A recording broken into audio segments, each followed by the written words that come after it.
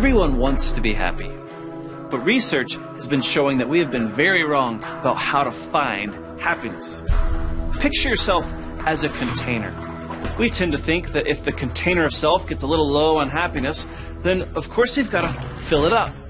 The problem is we think we got to fill it up with stuff outside of ourselves. And so we try to throw some money into the container of self, and then we try to throw a bigger house, a faster car, some new experiences, heck, maybe some new friends. And this works, right? Well, kind of. I mean, if you had stepped into your car this morning and inhaled some new car scent, I bet that would have felt at least a little bit like happiness. Or if you were boarding a cruise ship today, most of you would say, yeah, I'm confident that that would increase my levels of happiness. You see, it does work. The problem is it just doesn't work for very long. You see, we're like a strainer. As soon as stuff goes in, it goes right back out. It's like day 4 of the cruise, and we're like, I hate boats. I just want to go home. You see, this pouring stuff from outside of ourselves into us approach to finding happiness, it just doesn't really work. Here's a great way to test your view on happiness. Answer this question. If you won the lottery, would it make you happier? Now, I know what you're thinking. The right answer is to say no, I think, because you can't buy happiness. But deep down you're thinking, yes, of course, millions of dollars flooding into my life. Who wouldn't be happy with that? But instead, research of those who actually won the lottery shows that their happiness curve looks just like that. Flat. In fact, I can't find a single piece of research that shows any correlation between increased wealth and increased happiness.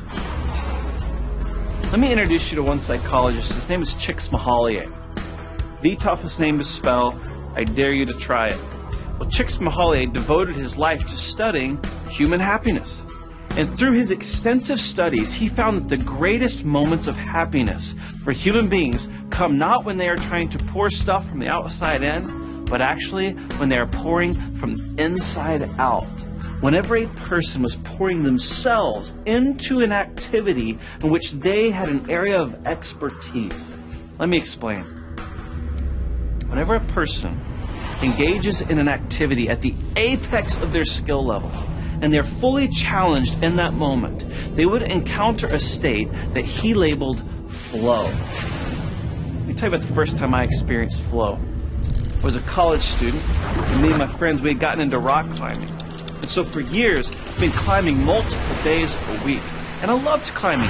It's intense, it was physically challenging, mentally challenging, loved everything about it. And 9 times out of 10, whenever I was climbing, part of the reason I loved it is because I was so over-challenging myself. It was such a struggle to overcome and to overcome mentally and to overcome physically and all the rest. The other 1 time out of 10 was climbing something so easy. It was, it was what it was, a walk in the park. But this one day was different.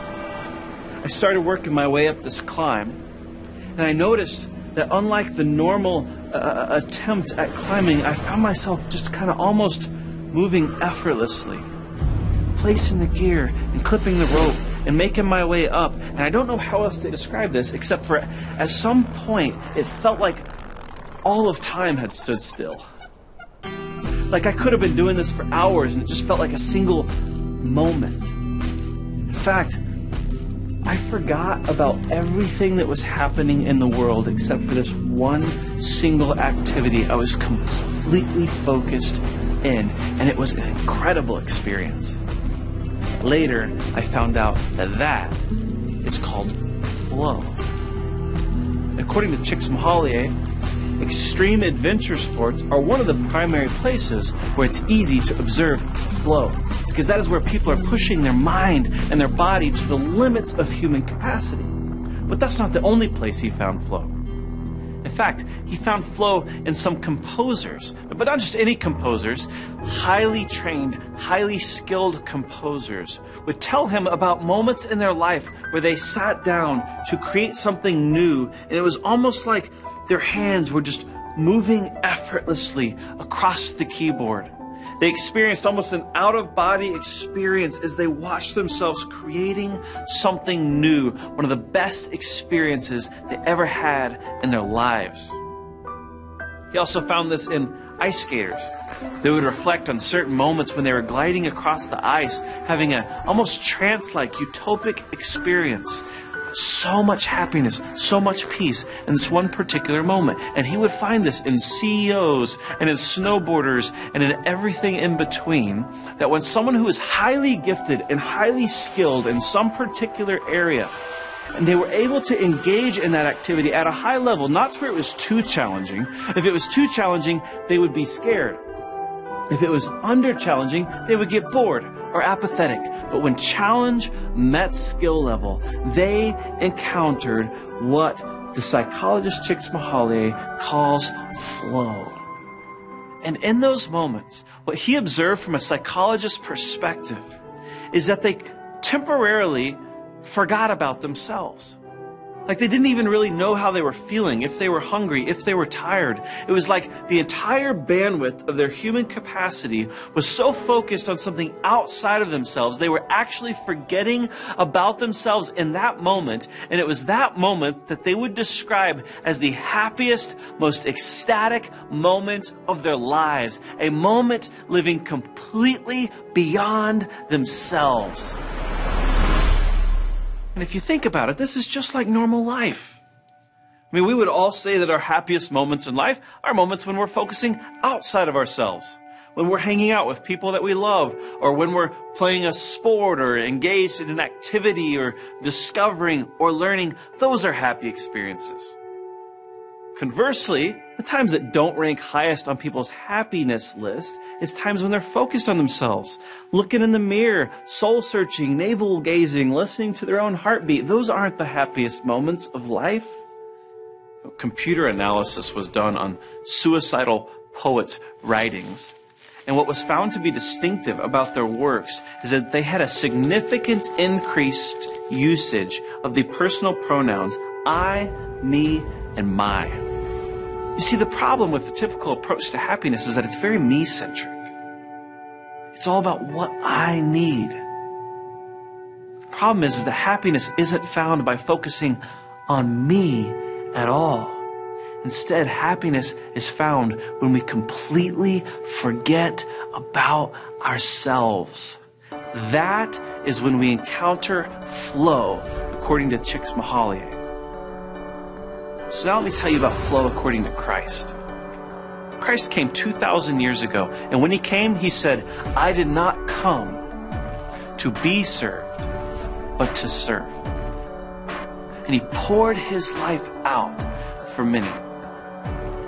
And he said that those who would be his followers, that the defining characteristic of their lives is that they would also be known as servants. As people who put themselves last and they live to pour themselves out into others. And in fact, he went on to say that then and only then is the time when you would be experiencing life to its fullest measure. One of the things I get to see in the church is people rise up and decide to kind of throw away a me-centric approach to living, and instead to roll up their sleeves and start to discover their unique gifting and wiring, and then begin to serve and pour out and build into others in the church. In fact, I just got an email from a good friend of mine. He was emailing me because 4 years ago, he accepted the challenge to be a house group leader in our high school ministry.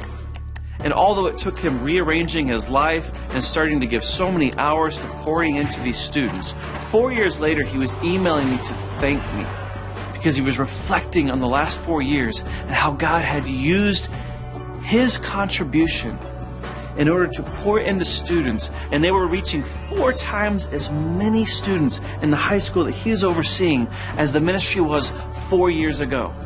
And he could not have been more grateful to have been used by God. I love hearing stories like that. I think about the first time that I decided to serve at church. I showed up and I just found a way to serve, and it was great. I wasn't focused on myself. It was an incredible experience. And so I went back a second time and a third time, and beware, you're going to discover this whole serving thing, it's addictive. It feels so liberating to be focused on something outside of you. And as great as that felt for me, it still wasn't flow. In fact, I didn't encounter the flow through serving until someone came along and said, hey, here's a ministry, you lead it. And once I was given the mantle of leadership, I started to notice things flowing out of me that I had no idea were there. I found myself casting vision, building teams and motivating people and aligning people and uniting them in a common direction. And it was so far beyond me. And I started to see God doing a work through me into others' lives in ways that I had never encountered before. You know, God has uniquely gifted every single one of you with a special ability to make an impact and a difference in the lives of your fellow believers. Do you know that? And when you are not using that gift to an appropriate challenge level, you kind of get disengaged from your faith. You get a little apathetic about it all. You get a little bored with the whole thing. You see, a climber doesn't really experience flow when they sit down to compose music. Instead, they experience frustration. And a composer, on the other hand, they don't experience flow when they try to climb. They're going to experience frustration as well. What are you experiencing? Is it flow or is it frustration? See, frustration comes when we're either over-challenged or we're under-challenged or we're serving completely outside of the gifting that God has given to us. But flow comes whenever the right challenge level meets the right skill level. And then, and only then, do we see God moving through us in an incredible way, having an amazing impact on the people around us and at the highest levels of fulfillment we have ever experienced before. And what would it look like for you to find an opportunity to serve in the church and pour yourself out into others out of a place that God has uniquely enabled and wired you to be able to do? You know, according to the scriptures, not only would your life have the greatest level of impact by serving out of your unique gifting, but that you will also experience the highest level of fulfillment that you have ever experienced. I don't know about you, but I imagine how amazing it would be if all of us began to live that way. So I say that as a people, we become those who completely reject this idea that the way to become happy as a person is by just pouring more and more stuff into us, and instead accept the truth that the way to happiness is by pouring ourselves out into others. What might God do through us as a community? I can only imagine. So let's find out.